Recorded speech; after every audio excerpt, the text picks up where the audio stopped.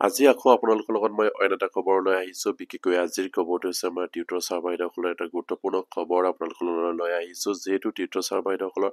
একো এবুৰি সমস্যাৰে জড়িত হৈ আছে এই সকলোবিলাক সমস্যা লৈ তেখেতসকলে ধেমাজি জিলাৰ আমাৰ সকলো টিউটৰ ছাৰ বাইদেউসকলে নিজা সমষ্টিতে শিক্ষামন্ত্ৰী গৰাকীক লগ কৰিছিলে তেখেতৰ ঘৰতে আৰু তাত আমাৰ শিক্ষামন্ত্ৰী গৰাকীয়ে যি ধৰণৰ প্ৰতিশ্ৰুতি প্ৰদান কৰিছিলে সেই প্ৰতিশ্ৰুতিৰ উত্তৰ বিচাৰি আকৌ আমাৰ টিউটৰ ছাৰ বাইদেউসকলে অহা 24 অক্টোবৰ তাৰিখে আকৌ শিক্ষামন্ত্ৰীৰ সমষ্টিত তেখেতক লগ কৰিবৰ কাৰণে আমাৰ উজনি অসমৰ ক টিউটৰ ছাৰ বাইদেউসকলে সিদ্ধান্ত লৈছে তেখেতে যিহেতু 15 ছেপ্টেম্বৰ তাৰিখে যি ধৰণৰ প্ৰতিশ্ৰুতি প্ৰদান কৰিছিলে সেই সন্দৰ্ভত তেখেতসকলে মাননীয় শিক্ষামন্ত্ৰীক লগ কৰি ইয়াৰ উত্তৰ বিচাৰিবলৈ তেখেতসকলে সিদ্ধান্ত লৈছে আৰু ইয়াৰ বিষয়ে আপোনালোকক মই বিতংকৈ শ্বেয়াৰ কৰিম আপোনালোকে স্কিপ নকৰি শেষলৈ ভিডিঅ'টো চাই থাকিব আৰু আপোনালোকে নিশ্চয় স্ক্ৰীন ফটো কৰিছে আমাৰ ধেমাজি জিলাৰ টিউটৰ ছাৰ বাইদেউসকলৰ বিষয়ববী আৰু কেন্দ্ৰীয় কমিটিৰ বিষয়ববী এটা গুৰুত্বপূৰ্ণ বাৰ্তা শ্বেয়াৰ কৰিছে ইয়াত লিখিছে সন্মানীয় গুৰুসকল নমস্কাৰ গ্ৰহণ কৰিব অতি দুখেৰে আপোনালোকক জনাব বিচাৰিছো যে অসম চৰকাৰ শিক্ষামন্ত্ৰীদেৱৰ বাক্যমতে আমাৰ টিউটৰ কৰ্মচাৰীসকল বোলে বিধিসন্মত নহয় অসম চৰকাৰ বিধানসভাত গৃহীত আৰু ৰাজ্যপালৰ স্বাক্ষৰিত আইনৰ জৰিয়তে নিযুক্তি প্ৰদান কৰা টিউটৰসকলক কিয় বিধিসন্মত নহব ইয়াত এটা গুৰুত্বপূৰ্ণ পইণ্ট উল্লেখ কৰিছে শিক্ষামন্ত্ৰী গৰাকীৰ বাক্যমতে বোলে আমাৰ টিউটৰ ছাৰ বাইদেউসকল বোলে বিধিগতভাৱে নিযুক্তি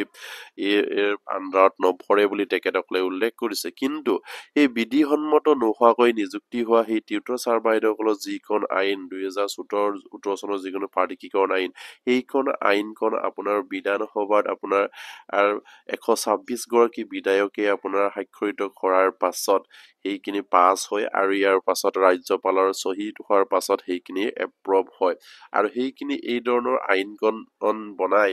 অসম চৰকাৰ নিযুক্তি প্ৰক্ৰিয়াৰ মাজলৈ লৈ আহি আমাৰ সেইসকল টিউটৰক শিক্ষক কৰ্মচাৰীক টিউটৰ হিচাপে নিযুক্তি কৰাৰ পাছত আকৌ অসমৰ শিক্ষামন্ত্ৰী গৰাকীয়ে বোলে কয় সেইসকল বিধিসন্মতভাৱে নিযুক্তি প্ৰক্ৰিয়া কৰা নহয় বুলি আৰু বিধিসন্মত নোহোৱাৰ বাবে বোলে আমাৰ সমস্যাখিনি সমাধান কৰিব পৰা নাই বুলি কি ধৰণৰ যুক্তি দেখুৱাইছে তেখেতসকলে আৰু ইয়াৰ পাছত কৈছে যিহেতু মন্ত্ৰীৰ কথা মৰ্মে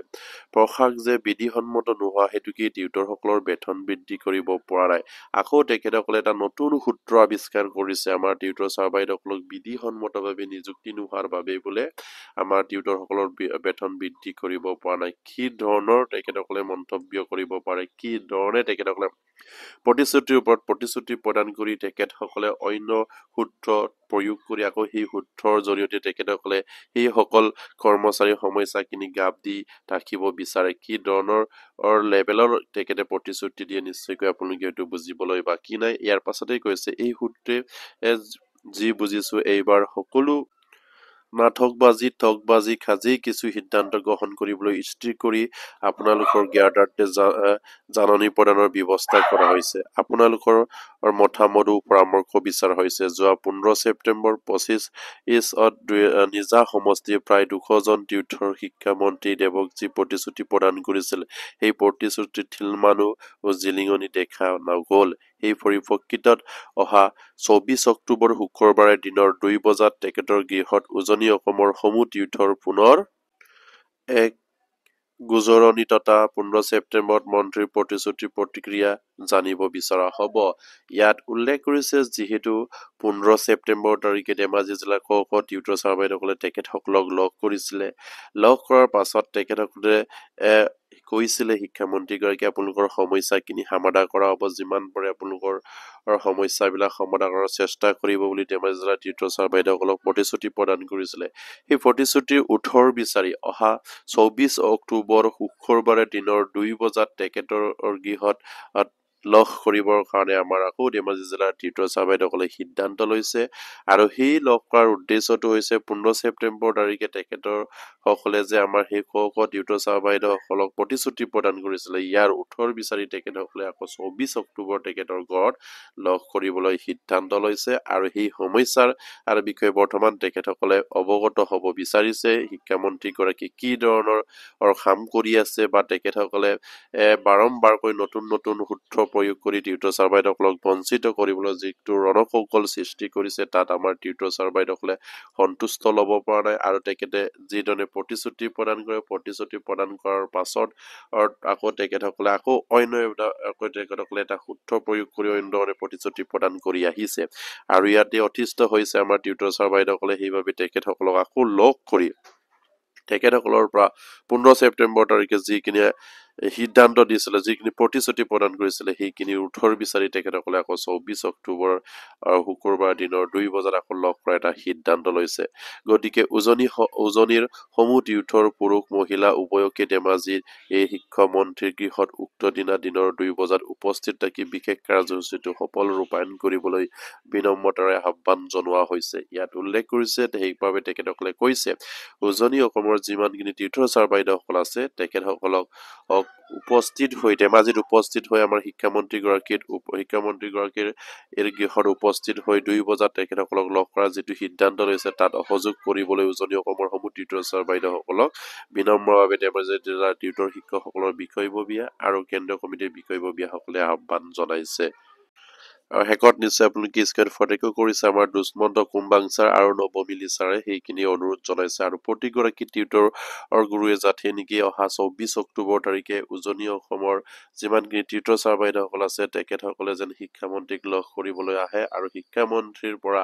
15 ছেপ্টেম্বৰ তাৰিখে তেখেতসকলে যে প্ৰতিশ্ৰুতি প্ৰদান কৰা সমস্যাবিলাক কিদৰে সমাধান কৰিব বিচাৰে সেইখিনি তেখেতসকলে জানিব বিচাৰিছে আৰু সেয়ে তেখেতসকলে সেইখিনিৰ উত্তৰ বিচাৰি অহা 24 অক্টোবৰ তাৰিখে শিক্ষামন্ত্ৰীৰ গড়ত শিক্ষামন্ত্ৰীক লগ কৰিবলৈ সিদ্ধান্ত গ্ৰহণ কৰিছে আৰু সেয়েহে উজনি অসমৰ সকলো টিউটৰ ছাৰ বাইদেউসকলক সেই কিবা আপোনাৰ সেই যিটো সিদ্ধান্ত লৈছে সেই সিদ্ধান্তৰ মৰ্মে সহযোগ কৰি তাত অংশগ্ৰহণ কৰিবৰ কাৰণে উজনি অসমৰ টিউটৰ ছাৰ বাইদেউসকলে বিষয়ববীয়াসকলে বিনম্ৰভাৱে অনুৰোধ জনাইছে আৰু প্ৰতিগৰাকী টিউটৰ ছাৰ বাইদেউসকলে বিশেষকৈ উজনি অসমৰ যিসকল টিউটৰ ছাৰ বাইদেউসকল আছে আপোনালোকে 24 অক্টোবৰ তাৰিখে আপোনাৰ ধেমাজি জিলাৰ শিক্ষামন্ত্ৰীক লগ কৰিবলৈ আহক তাত আপোনালোকে একেলগে আপোনালোকৰ যিখিনি 15 ছেপ্টেম্বৰ লগ কৰিছিলে সেইখিনি উঠৰ বিচাৰি আপোনালোকে 24 অক্টোবৰে তেখেতক লগ কৰাৰ সিদ্ধান্ত লৈছে আৰু তাত আপোনালোকে অংশগ্ৰহণ কৰি তেখেতৰ পৰা